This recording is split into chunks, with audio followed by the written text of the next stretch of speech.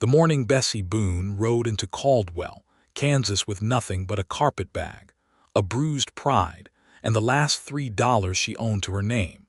The wind was blowing so hard off the prairie that it nearly took her hat clean off her head, and she thought to herself that this was either the worst sign the good Lord had ever sent her, or the beginning of something she could not yet name.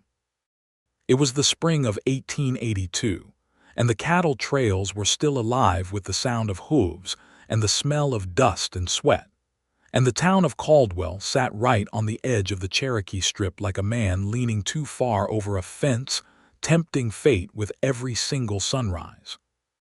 Saloons and dry goods stores and a livery stable and a small church with a crooked cross stood along the main road, and the people who moved through those streets moved with purpose, because in a town like Caldwell, hesitation was a luxury nobody could afford. Bessie was 24 years old. With dark brown hair she kept pinned tightly under her hat during travel, eyes the color of good creek water after a rain, and hands that were rough from years of work she had done on her family's farm outside of Wichita before the fever took her mother, and then the debt took everything else. She was not a woman who cried easily or complained without cause, but she had been riding the line of ranches between Wichita and Caldwell for the better part of 2 weeks now, and each gate she had arrived at had turned her away with varying degrees of politeness and indifference. The first ranch had been the Hargrove Spread, a big operation with a dozen hands and a bunkhouse that could sleep 20. The foreman, a thick-necked man named Clarence Dorsey, had looked her up and down at the gate and said they were not hiring women for any position that would bring them out to the range, and that his boss did not believe in mixing the domestic staff with the working hands. He had not been cruel about it, but he had been final, and Bessie had nodded and ridden on. The second ranch had belonged to a widow named Mrs. Prentice, and Bessie had had some hope there, thinking that a woman running her own operation might be more sympathetic to another woman needing work. But Mrs. Prentice had stood on her porch with her arms crossed and told Bessie that she had already taken on 2 girls from town and could not feed another mouth, and she said it without looking Bessie in the eye, which told Bessie everything she needed to know about the kind of welcome that was on offer. The third ranch, the fourth, the fifth, and the sixth had each brought new variations on the same answer. She was not experienced enough, or she was too experienced and they feared she would be difficult, or the bunkhouse situation was not appropriate for a woman traveling alone, or the boss was not in and no decisions could be made without him.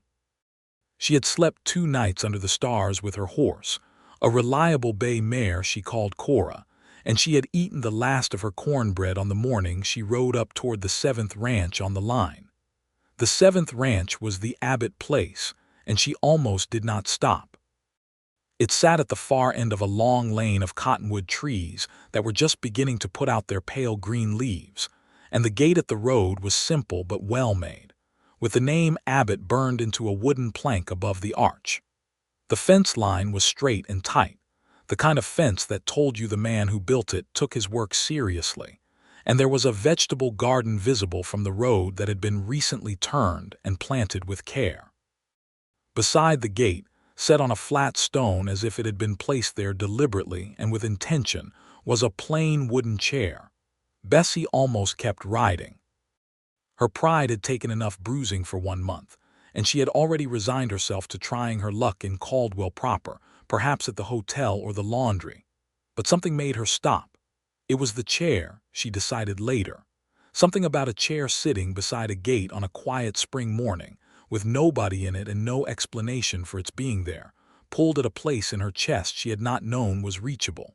She dismounted and tied Cora to the fence post and walked up to the gate. There was a rope latch, and she worked it open and stepped through, and she had not taken more than 4 steps up the lane when a man came around the side of the house carrying a bucket of water, moving with the easy stride of someone who had done the same job in the same place for long enough that the ground already knew the shape of his boots. He was perhaps 30, maybe a year or 2 over, with dark hair that curled slightly at the ends where the sweat had gotten to it, and a jaw that carried a few days of dark stubble above a work-worn flannel shirt with the sleeves rolled to the elbows. He was not the biggest man she had ever seen, but he had the kind of build that came from genuine labor rather than show, and when he stopped and looked at her there was no hardness in it. He just looked and waited, and when she did not speak right away, he set the bucket down on the ground. "Afternoon," he said. His voice was low and even, with the kind of steadiness in it that Bessie associated with men who did not shout when things went wrong. "Afternoon," she said back. "My name is Bessie Boone. I am looking for work. I can cook. I can keep books if you have records that need keeping. I can handle animals, and I am not afraid of early mornings or late nights. I rode from the Hargrove place, and before that from the Patterson spread, and before that from 4 other ranches between here and Wichita, and every one of them turned me away, and I will understand if you need to do the same, but I figured I would ask." She had learned by the 3rd ranch that long explanations were better than short ones, because they gave the person in front of her less room to interrupt with a quick no before she had finished saying what she came to say. The man looked at her for a moment, not with the calculating up and down appraisal she had gotten at the Hargrove place, but with what seemed like genuine consideration, as if he was actually thinking about what she had said rather than forming a reply before she was done speaking. "I put out a chair last week," he said finally. She blinked. "Pardon me." He walked past her to the gate and looked out at the lane and at the chair sitting on the stone, and then he looked back at her. "I put that chair out last week because I thought someone might be coming. I have a friend over in Wellington who does some correspondence work, connecting people who need jobs with people who have them, and I wrote to him in March and said I was in need of a good housekeeper and someone who could help manage the records from the cattle sales, because I am a better rancher than I am an accountant. He wrote back and said he would see what he could do, and I put the chair out by the gate so whoever he sent would know they had found the right place. But nobody came from Wellington, and I figured his letter had gone unanswered." Bessie stared at the chair and then stared at the man. "You put out a chair so a stranger would know they were welcome." "I figured arriving at a gate and finding a chair there was friendlier than arriving and finding nothing," he said, and there was not even a trace of performance in the way he said it, as if the logic of this was entirely self-evident to him and he was mildly surprised it needed explaining. "I did not come from Wellington," she said. "I do not know your friend there. I came on my own account and I cannot claim any connection to him." "That is all right," he said. "The position is still open. My name is Matthew Abbott. This is my ranch. It runs to about 1,200 acres between the creek and the North Ridge, and I have got 16 hands, 2 of whom are only seasonal, and I have had nobody managing the house and the accounts since my sister Margaret left to be married last October. I have been drowning in paperwork since November and eating terrible food since December, and it is now April, and I am at the end of my patience with both situations." Bessie felt something loosen in her chest, some knot of tight anxiety that had been sitting there so long she had almost forgotten it was not supposed to be a permanent feature of her body. "What does the position pay?" she asked, because she had learned to ask about money before she said yes to anything, having once agreed to work for a promise that turned out to be worth considerably less than a promise.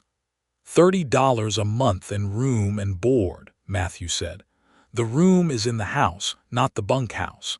The board is whatever gets cooked, which I am hoping will improve considerably." She did not answer right away, not because she was undecided, but because she had learned that answering too fast sometimes made people think they had offered too much and gave them room to reconsider. She looked at the ranch house, which was solid and well-maintained with a new coat of whitewash on the front and a porch that wrapped around 2 sides, and she looked at the garden and the barn and the clean lines of the fence, and she made her decision. "I will take it," she said. Matthew Abbott nodded, picked up his water bucket and said, "The kitchen is through the side door. I will have one of the boys bring your horse around." And that was how Bessie Boone came to the last gate on the line, and found herself standing in a kitchen in Caldwell, Kansas, on a Thursday afternoon in April of 1882, with a job and a room and more hope than she had carried in the better part of 3 months. The kitchen was a disaster. She said this not unkindly, at least not in the version she told to Matthew's ranch hand Hector Ruiz 3 days later, but the facts were undeniable. There were plates in the wrong places and pots with no lids, and a ledger on the kitchen table that had been used as a cutting board at some point, leaving a scar of knife marks across the back cover that made Bessie wince. The pantry was disorganized but not bare, and the stove was a good cast iron range that had simply been neglected to the point of obstinacy.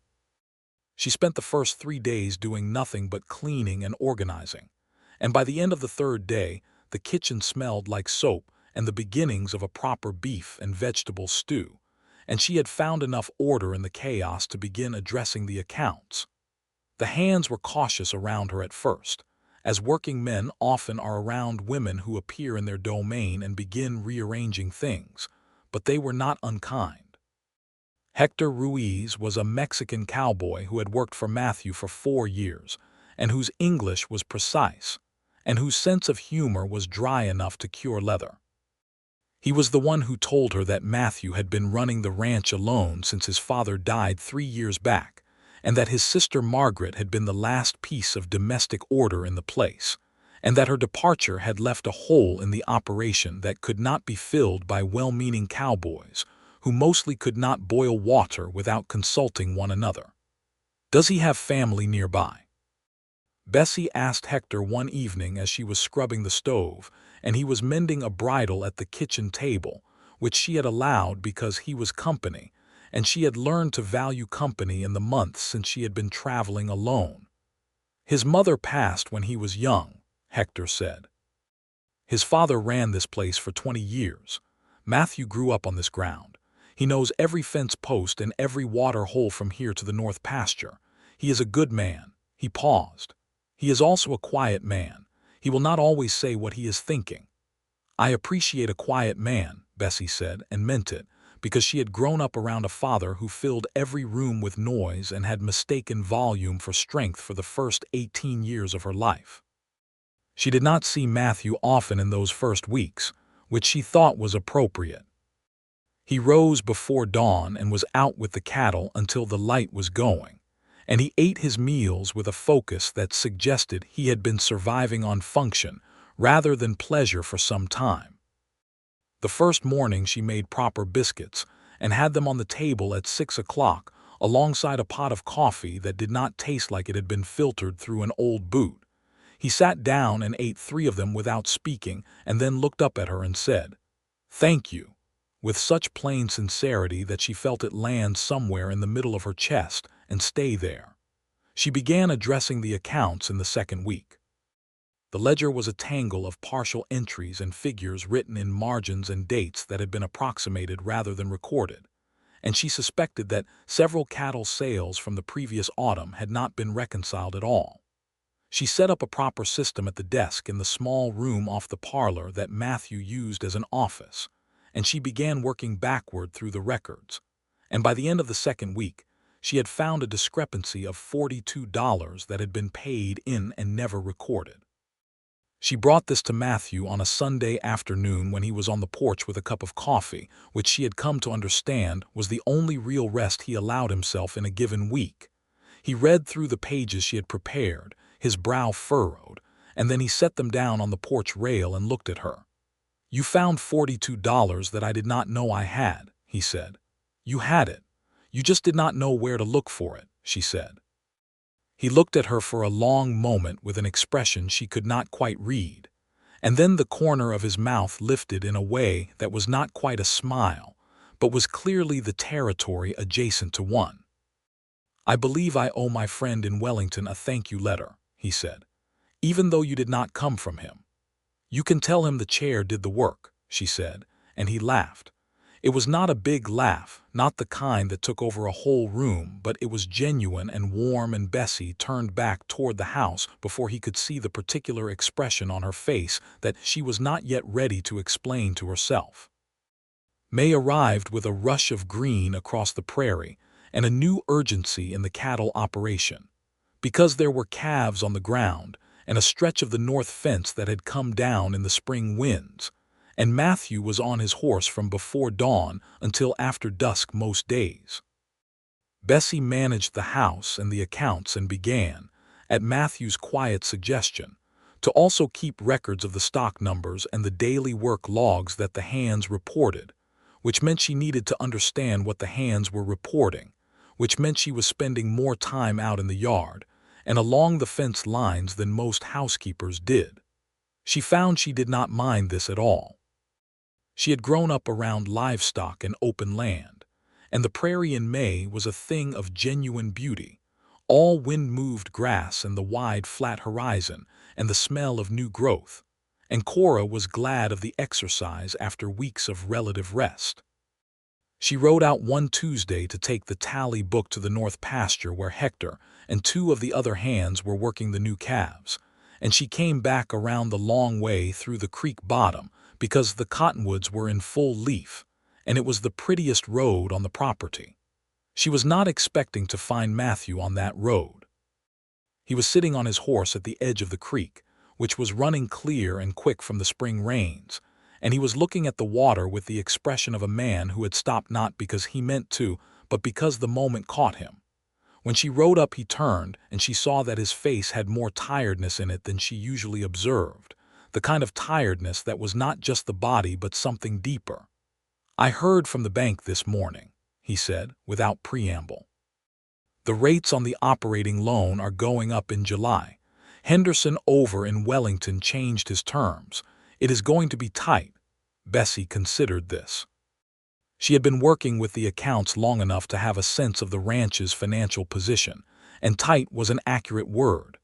The previous year's cattle prices had not been as strong as the year before, and the cost of feed through the hard stretch of February had eaten into reserves that had not yet been rebuilt.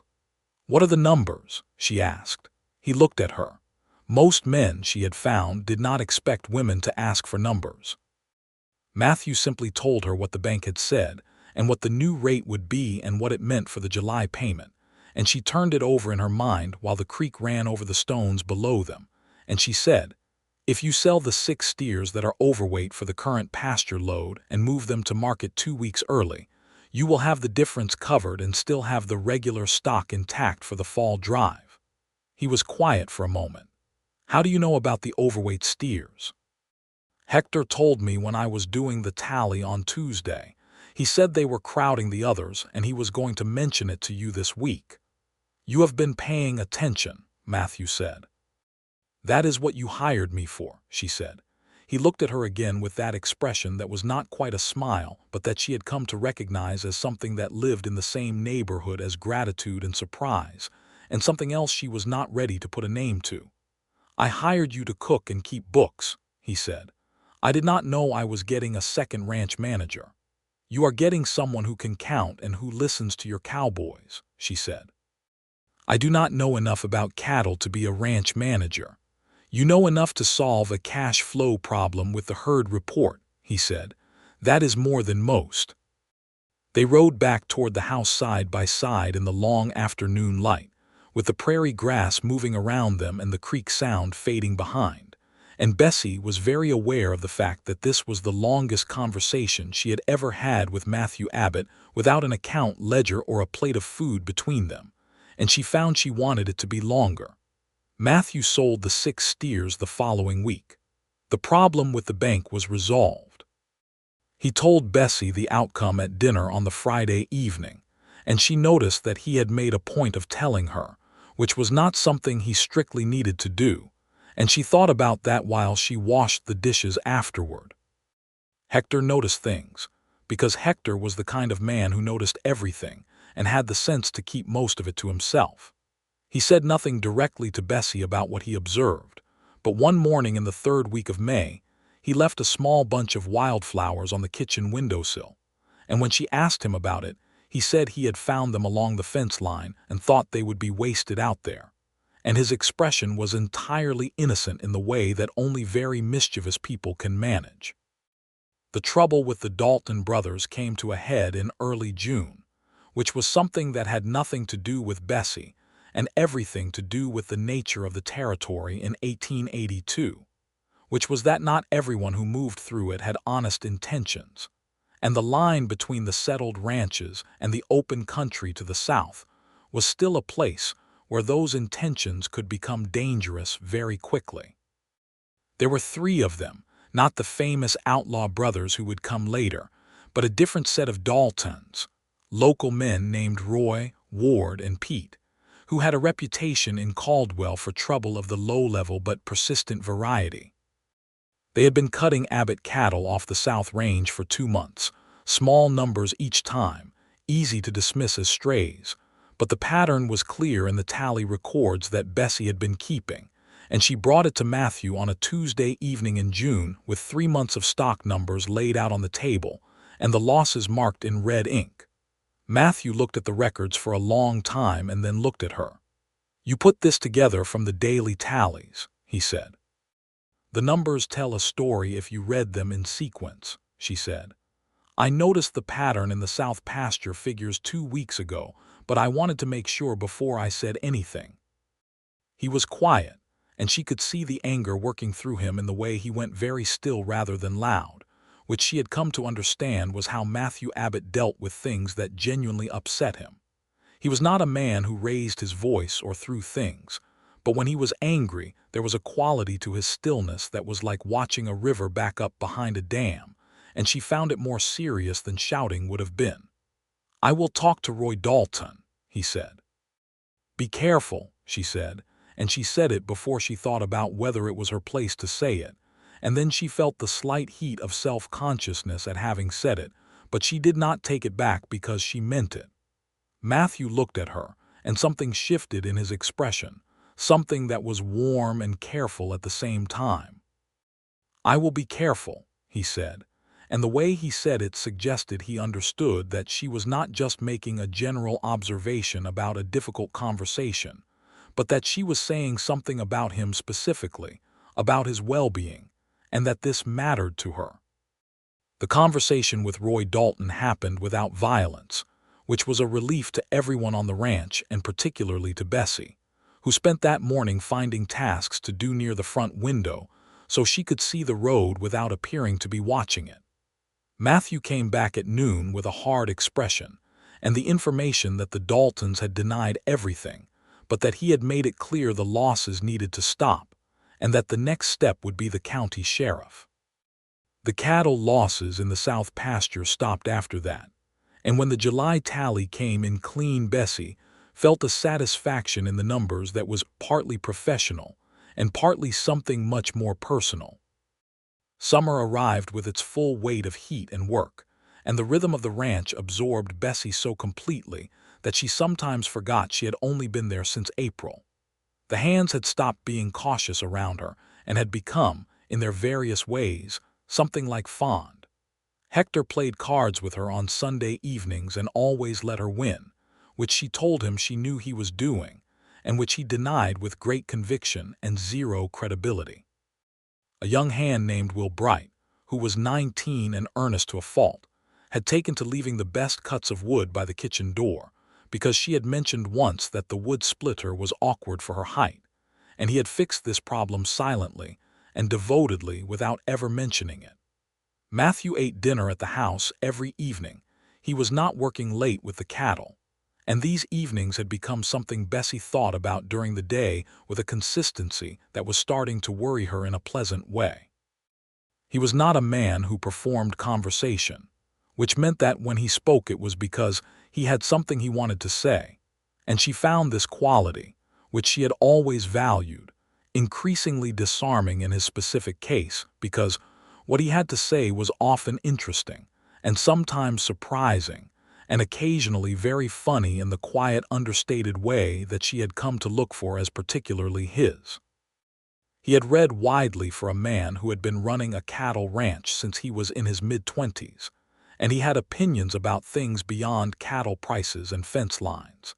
And she found herself not only enjoying these opinions but arguing with them when she disagreed, which was something she had rarely done with employers, and which Matthew seemed to find genuinely engaging rather than presumptuous. They argued about the cattle association politics, which Matthew felt were rigged toward the big operators and Bessie thought were at least better than no organization at all. They argued about the proper way to organize a ledger.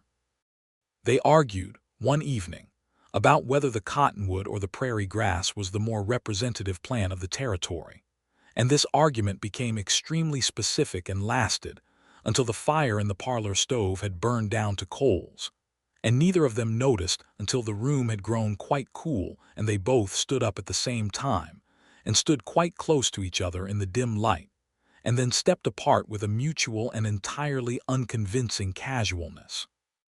That was on a Thursday in July, and on Friday morning Bessie went about her work with great concentration and a recurring awareness of the fact that she was employed by Matthew Abbott and lived on his property and had agreed to keep his accounts, and that these facts created a situation in which whatever she might be feeling was something she needed to be very careful about. Because she could not afford to misread anything, and she could not afford to make a mistake that would cost her the position she needed, and the stability she had only just found. She was in this careful and somewhat uncomfortable state of mind on the Saturday morning when Matthew came into the kitchen where she was making preserves and stood in the doorway for a moment and said, "Bessie, I want to ask you something." She kept her eyes on the pot. "Ask it then." "Would you like to come to the Caldwell Founders' Day dance with me next Saturday?" She looked up at him. He was standing in the doorway with his hat in his hands, which was not his usual posture, and his expression had the particular quality of a man who has prepared what he was going to say and is now no longer certain it came out the way he intended. "As your employee?" She asked because she needed to understand the nature of what was being offered before she answered it.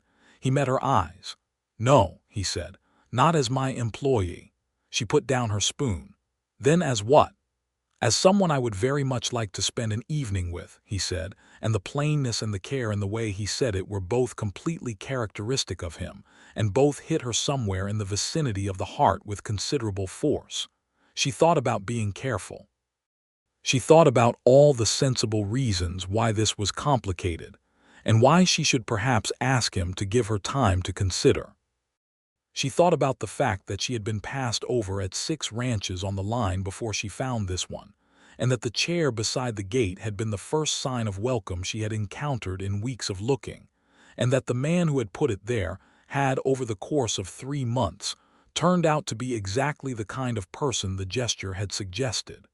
"Yes," she said, "I would like that." The dance was held in the large barn behind the Caldwell Merchants' Hall, which had been swept and hung with lanterns and smelled of pine boughs, and the river of food that the town's women had contributed to the long tables along the east wall. The fiddler was a lean old man from the Cherokee Strip named Joseph Crow Feather, who played with his eyes closed and his foot keeping time on the wooden floor, and the music he made was the kind that got into the body without asking permission. Bessie wore her good dress, which was a dark blue cotton with white trim at the cuffs and collar, and she had let her hair down and pinned it back with the tortoiseshell comb that had belonged to her mother. And when Matthew came to the house to collect her, he stopped in the doorway for a moment and looked at her with an expression that was not subtle and not trying to be, and she felt the warmth of it from across the room. He was wearing a clean white shirt and his best dark trousers, and he had made an effort with his hair, and she thought he looked very well and said nothing about it, and then thought about the fact that she had said nothing about it and said, "You look very well, Matthew," because she had also decided in the month since April that she was not going to be the kind of woman who thought things and did not say them. He looked as if he was not entirely sure what to do with this, and then he said, "Thank you.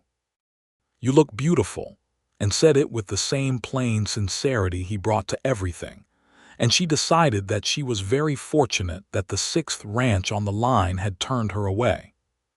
They danced.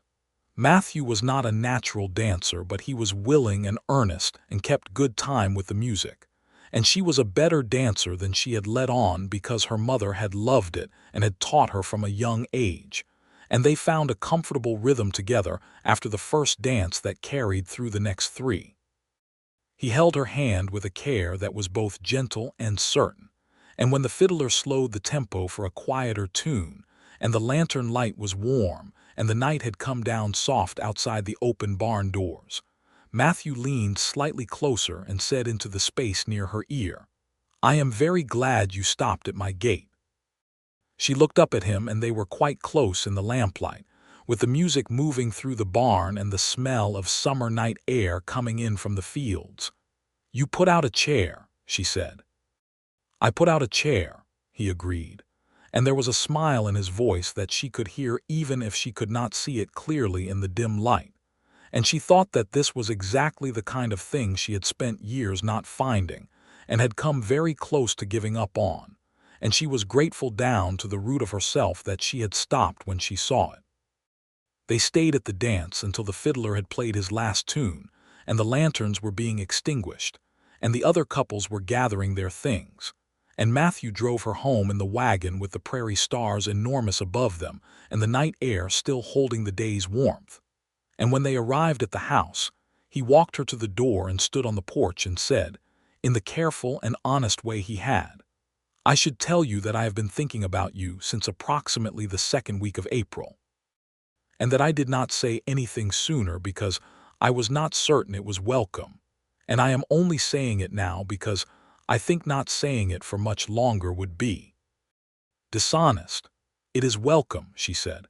"I have been thinking about you since the creek bottom in May when you told me about the bank and listened to what I said about the steers. That is when I knew," he said, and his voice had dropped to something quieter. "When you came at me with the tally book and solved a problem I had been lying awake over for 3 days in about 4 minutes, and then told me to be careful like you meant it personally." He paused. "I did mean it personally in case that was not clear. I meant it personally," she said. "It was clear." He reached out and took her hand very gently, just held it in the quiet of the porch with the crickets going in the grass and the stars overhead. And she thought that she had lived through some very hard years and some very long roads and a great many gates that had stayed shut, and that this particular porch in the warm Kansas night was the best place she had ever stood in her life. He kissed her good night at the door, briefly and tenderly, and then stepped back and put his hat on and walked to the barn to put up the horse, and Bessie went inside and stood in the kitchen for a considerable time doing nothing in particular, which was entirely unlike her. August was a month of heat and work, and the slow, steady deepening of something that did not need to be hurried, because it was already moving with its own quiet momentum. Matthew took her riding on Sunday afternoons when the work allowed it, and she learned the property the way she had learned the accounts, methodically and with genuine interest.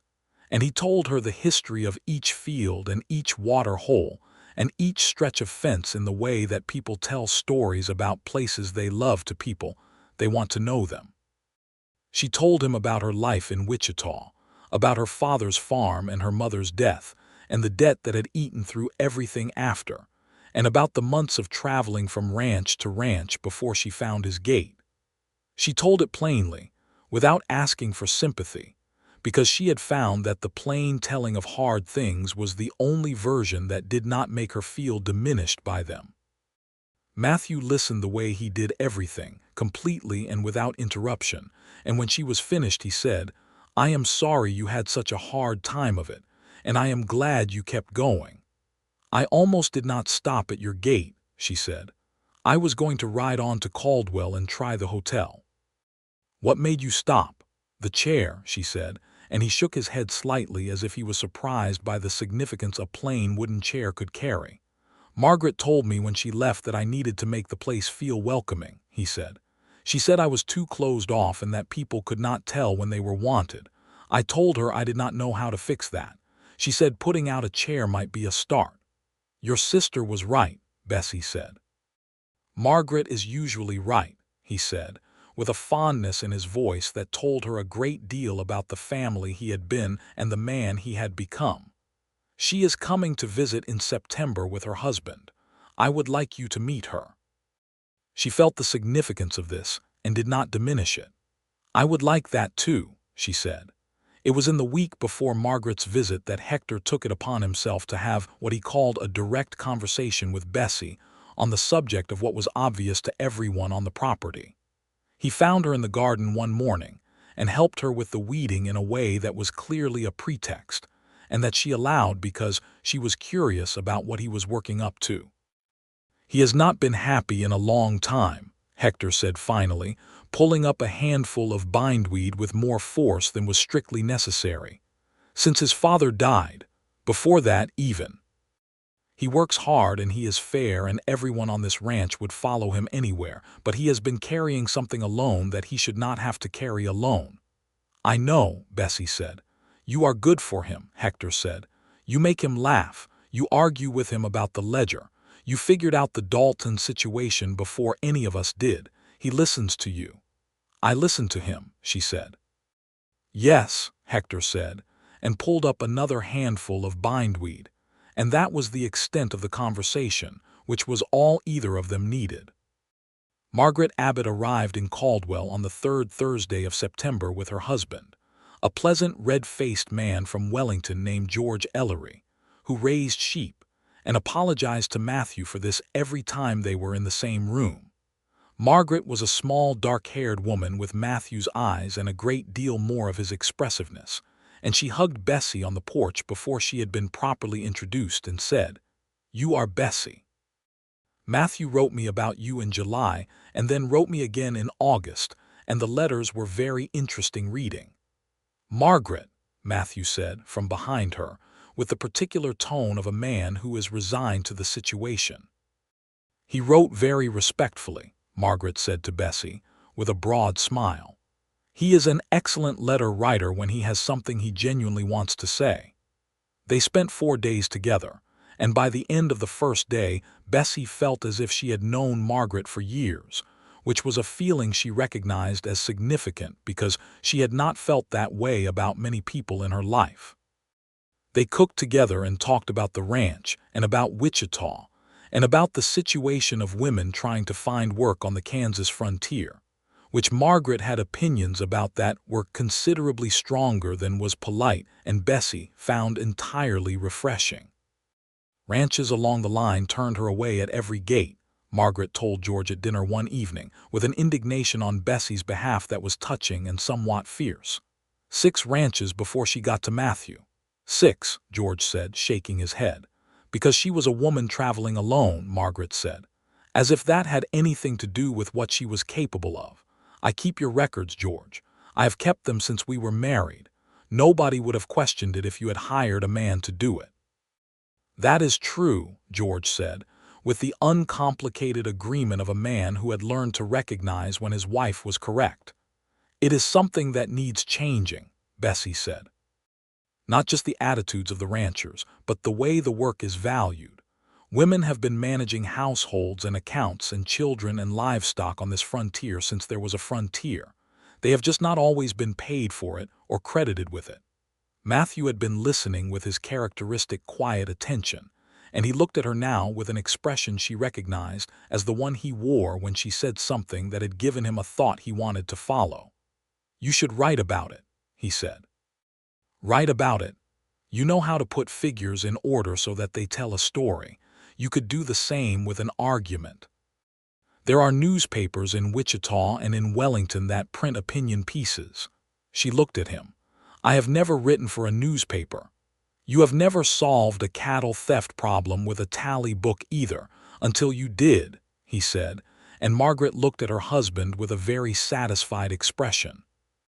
October came in gold and clean, with the light gone long and slanted across the prairie and the cattle fat on the summer grass, and the fall drive went well enough that, when Bessie reconciled the accounts at the end of the month, the numbers were better than they had been in 3 years, which was not entirely her doing and not entirely Matthew's doing, but was the result of both of them working at the same thing from different angles, and she thought about this fact with a satisfaction that was both professional and deeply, quietly personal. It was on a Sunday afternoon in the middle of October that Matthew came to find her in the office where she was finishing the quarterly accounts, and he knocked on the door frame even though it was his own office in his own house, which was one of the small courtesies she had come to associate with him, this instinct toward the forms of respect that a lot of men considered unnecessary in private settings. "Do you have a minute?" he asked. "I have several," she said. "Sit down." He sat across from her at the desk, which put the account books and the inkwell between them, and he looked at the desk for a moment and then looked at her with the expression of a man who has made a decision and is now standing at the edge of it.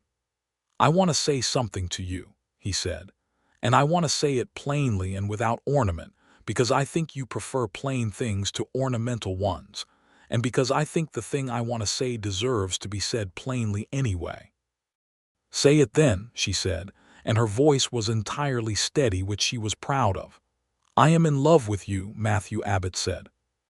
"I have been for some time, and I have been certain of it for several months, and I have been trying to find the right moment to say it, and I have concluded that there is no such thing as the right moment, and that I should simply say it when I am feeling it, and I am feeling it now." The office was very quiet. Somewhere outside a horse was moving in the corral and the wind was in the cottonwoods along the creek, and Bessie Boone sat across a desk covered in account books from the man she had been falling in love with since May, and felt the entirety of the last 6 months settle into a shape that made complete and irrevocable sense. "Matthew," she said. "Yes." "I am in love with you too," she said. "I have been since at least the creek bottom, and possibly since the moment you explained the chair." He got up from his chair and came around the desk and took both her hands in his, and she stood up because it felt right to be standing, and they were very close together in the small office with the afternoon light coming through the single window and the account books all around them. And he kissed her in a way that was different from the brief goodnight kiss on the porch in July, careful and warm, and with the full weight of someone who has been waiting to say something important for a long time and is finally saying it. When they stepped apart, she kept hold of one of his hands and said, "What happens now?" "I would like to court you properly," he said.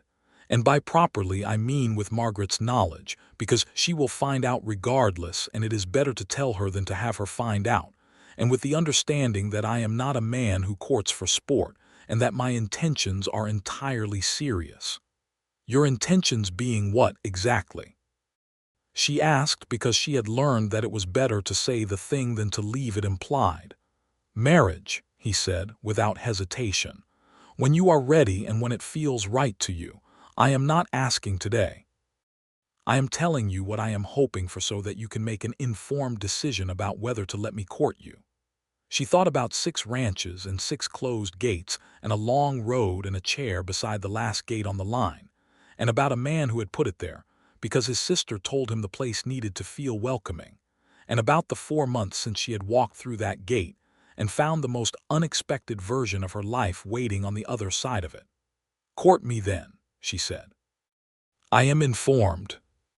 He wrote to Margaret that evening, and Margaret's reply arrived in 8 days, and was both enthusiastic and contained several predictions about the timeline of events that turned out to be remarkably accurate, which Matthew found impressive and Bessie found hilarious. November and December were months of courtship in the genuine old sense, evenings in the parlor with the stove going and books being read aloud, and conversations that went longer than either of them intended, and Sunday rides in the cold, clear air, and the particular warmth of learning someone during the quiet season when the land is resting, and there is room for the slower things. Matthew brought her flowers that he found still in bloom along the sheltered south side of the creek bank, late-season prairie flowers that were tougher and more particular than the summer ones, and she told him they were her favorites, and she meant it. She wrote the piece for the Wichita newspaper in November, the one Matthew had suggested about women's work on the frontier, and she wrote it plainly and with the specificity that came from having lived it, and it was published in the second week of December and produced a volume of letters to the editor that surprised the editor considerably and surprised Bessie not at all. because she knew from experience that the women in the territory had been waiting for someone to say what she had said. They had simply needed someone to say it first. Matthew read the published piece at the kitchen table on the morning it arrived with the mail, and when he finished he set it down and looked at her with an expression she had never seen on him before, a kind of open pride that had nothing self-serving in it, pride that was entirely and purely on her behalf. "This is very good," he said. "Thank you," she said. "The editor will want more from you," he said. "I have more to say," she said. "I know," he said. "That is one of the things I love about you." Christmas was quiet and warm, with Margaret and George making the trip from Wellington, and the four of them filling the house in a way that Matthew's house had not been filled in a very long time. Bessie cooked the Christmas dinner, a thing she did with genuine pleasure, and Margaret helped and talked the entire time with a running commentary on everything from the Wellington sheep market to her opinions on the railroad expansion, to a rather involved story about a dog George had acquired under false pretenses. And Bessie thought that this was what a family sounded like, and she had not had one in so long that the sound of it made her chest ache in the good way. After dinner, with the fire going and the plates cleared and George asleep in the armchair and Margaret knitting, with the focused serenity of a woman who could carry on 3 conversations simultaneously without dropping a stitch, Matthew sat next to Bessie on the settee and took her hand and held it in the comfortable, familiar way that he had developed over the months, and she leaned into his shoulder slightly, and Margaret looked up from her knitting and smiled and said nothing, which was the most eloquent thing she had said all day. The proposal happened in January of 1883, on a cold, clear Tuesday morning when the ground was frozen, and the sky was the deep Pacific blue that only comes in winter on the Kansas prairie, and Bessie was in the kitchen making coffee when Matthew came in from the morning chores and stood at the kitchen door with his coat still on and his hat in his hands. He had something in his hand beside the hat. It was a small thing, and she looked at it before she looked at his face, which was unusually readable for a man who was generally careful about what his face disclosed. And what it was disclosing now was a combination of certainty and nervousness that she found extremely endearing. "I have been thinking about the right words for this for 3 months," he said, "and I have not found any that seem sufficient, so I am going to say the plain ones instead." "The plain ones have always served you well," she said. "Bessie Boone," he said, "you walked through my gate in April with $3 and a carpetbag and fixed my accounts and figured out my cattle problem and argued with me about cottonwood trees and wrote something that got published in 2 newspapers and made this house feel like what it was supposed to feel like. And I love you more than I know how to say in any kind of words that would do it justice. Will you marry me?" He opened his hand. The ring was a simple gold band set with a small turquoise stone the color of Good Creek water in summer, and she looked at it and then looked at him and felt something settle in her so completely, and finally that she thought she could feel the shape of the rest of her life from where she was standing. "Yes," she said. "Absolutely yes." He put the ring on her finger, and she was aware that her hands were slightly floury from the biscuits she had been making, and he held her flour-dusted hand and kissed it as if this were the most elegant thing that had ever happened in a kitchen. And then she put her arms around him, and he held her in the morning cold, and the smell of coffee and biscuits, and the frozen Kansas winter outside the window. They were married in April of 1883, on a Saturday that was exactly 1 year and 2 weeks after Bessie had walked through Matthew's gate, and the ceremony was held in the Caldwell Church with the crooked cross. Margaret stood with Bessie and Hector Ruiz stood with Matthew, which was exactly right. The preacher was a young man from Ohio who had been in Caldwell for less than a year, and who officiated with great solemnity and some nerves, and the entire congregation of the small church was filled with ranch hands and townspeople, and a few people from the surrounding spreads who had heard about the event and wanted to attend. And Joseph Crow Feather, the fiddler from the Founder's Day dance, played outside the church doors as the guests arrived. Bessie wore a dress that Margaret had helped her make through the winter months, a cream-colored dress with small blue flowers embroidered at the collar that matched the turquoise of her ring. And when she walked down the aisle, Matthew's face did the thing it had done at the Founders' Day dance when he first saw her in her good clothes, except that this time it was entirely unguarded and openly full of everything he felt. And she thought that she had never in her life been looked at the way he looked at her. They said their vows in the plain words of the ceremony, but Matthew had added something that the preacher had allowed, and he said it looking directly at her with the complete steadiness that she had come to understand was his form of passion, steady and deep rather than loud and bright. He said, "I put out a chair last year because someone I had not met yet was coming, and you stopped when you saw it, and I will be grateful for that every day of my life." She managed not to cry. She was not sure how. After the ceremony, they had a celebration at the ranch that lasted until the stars were high and the lanterns were burning low, and there was food and music and dancing, and Will Bright danced with a girl from town with the devotion of a young man on the edge of his first serious feeling, and Hector won 3 games of cards and made no effort to conceal his pleasure about it, and Margaret and George stayed through the evening and were the last guests to leave. That first spring as a married couple brought with it a particular kind of joy that Bessie had not anticipated, which was the joy of doing the ordinary things differently. Making coffee was different when the person sitting across the table was her husband and not her employer. Riding out to check the fence line was different when it was her fence too, her land too, her stake in what was growing and being built out here on the edge of the Cherokee Strip. She had signed her name in the account books as Bessie Abbott for the first time in April and had looked at it for a long time before she moved on to the next entry. The ranch prospered. This was not magic and not luck, but the result of 2 people who were each good at their work, applying themselves to it with combined intelligence and the particular energy that comes from building something together rather than alone. The cattle numbers were strong, and the accounts were clean, and the operation ran with an efficiency that other ranchers in the county began to notice. And Matthew received 2 separate inquiries about whether he might consult on the management practices of neighboring spreads, which he declined but which he told Bessie about with a quiet pleasure that she matched. In the fall of 1883, Bessie discovered she was expecting their first child, and she told Matthew on a Sunday morning in October when they were sitting on the porch with coffee in the cool autumn air, and he set down his cup with great care and looked at her with an expression she did not have a word for, something that was wonder and joy and something solemn and deep underneath. "Are you certain?" he said. "I am certain," she said.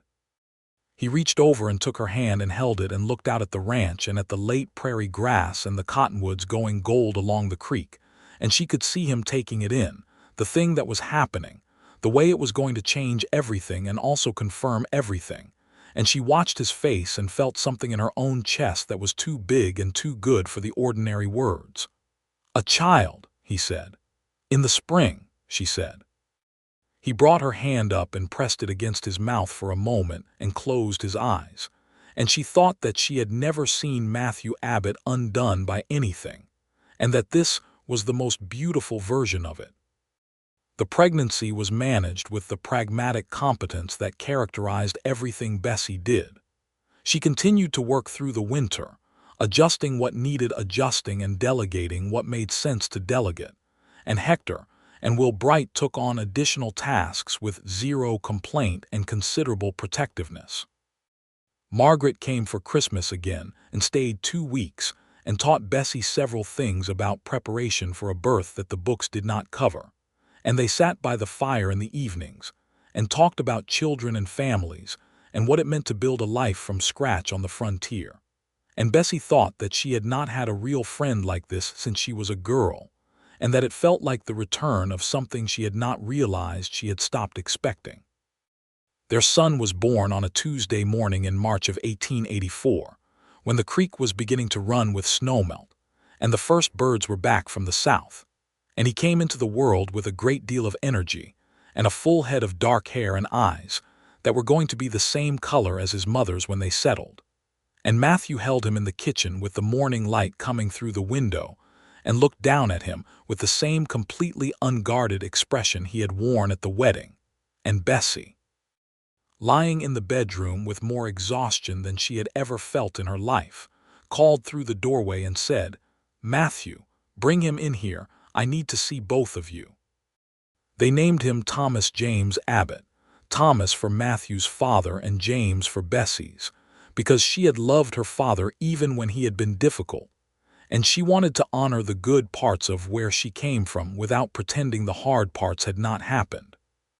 Thomas was a solid and cheerful baby who did not sleep for any meaningful stretch of time for the first 3 months of his life, and who had opinions about everything from the beginning, which Hector said was entirely predictable, and which Will Bright found endlessly entertaining.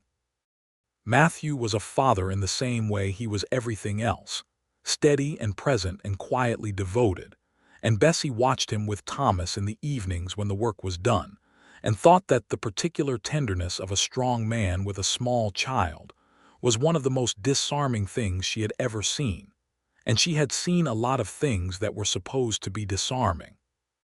The spring of 1884 was also the spring that Bessie's second piece for the Wichita newspaper was published, this one about the practical realities of ranch accounting and why it benefited operations to have accurate records, which was less incendiary than the first piece, but which produced a series of letters from women across the territory who had been managing accounts in informal and unrecognized capacities, and were grateful to see the work described in print.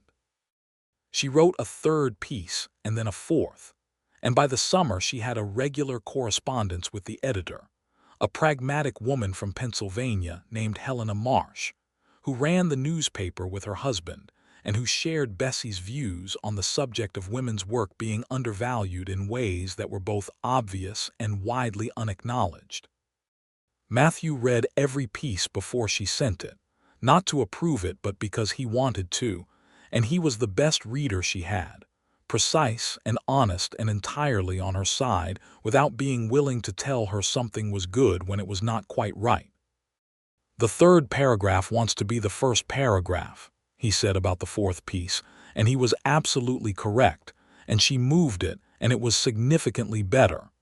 In the summer of 1885, Bessie discovered she was expecting again. This time she told Matthew in the evening, after Thomas had been put to bed, and Matthew's response was the same deep and grateful wonder he had brought to the first news, and she thought that this was one of the things she loved best about him, that he did not treat the important things as ordinary no matter how many times they happened. Their second child was born in February of 1886, a daughter they named Clara Margaret Abbott, the Margaret for Matthew's sister, and Margaret Ellery wept when she heard the name in the letter that arrived at Wellington on a cold February morning, and she wrote back immediately and at considerable length, and with more exclamation marks than were typical for her correspondence. And George wrote a separate brief note that said simply that he was deeply honored, and that he was glad the child had not been named after a sheep. Clara was dark-haired like her brother and her father, and she had Bessie's eyes from the beginning, that clear creek-water color, and she was a quieter baby than Thomas had been, watchful and interested in everything, and she had a way of looking at people with complete and disconcerting attention that Matthew said was entirely her mother's. By 1887, the Abbott Ranch was one of the best-run operations in Sumner County, and this was a fact that had been arrived at steadily and honestly and without shortcuts. The fence was tight, the records were clean, the cattle were healthy, and the people who worked there stayed, because Matthew paid fairly and Bessie created an environment in which people felt they were working towards something rather than simply working, and this distinction turned out to matter a great deal. Hector Ruiz had, in the spring of 1886, done something that surprised everyone and surprised nobody, which was to marry a woman named Rosario from a farming family just south of Caldwell, a quiet and capable woman who was also an excellent cook, and who regarded the Abbott household with the warmth of someone who understood what had been built there. Hector and Rosario took on a small house on the eastern edge of the Abbott property that Matthew had offered at a reasonable rent, and the two families had the particular closeness of people who have worked and lived alongside each other through enough seasons to have built something that went deeper than neighborliness. Will Bright, who was now 24 and no longer quite as guileless as he had been at 19, although he was still fundamentally earnest, had indeed fallen seriously in love with the girl from town, whose name was Frances Good, and they had been married in the fall of 1885 in the same Caldwell church, and Bessie had made the wedding cake and considered it one of her better contributions to the community. The chair that had started everything still sat beside the gate at the road, because Matthew had never taken it in, and Bessie had never asked him to.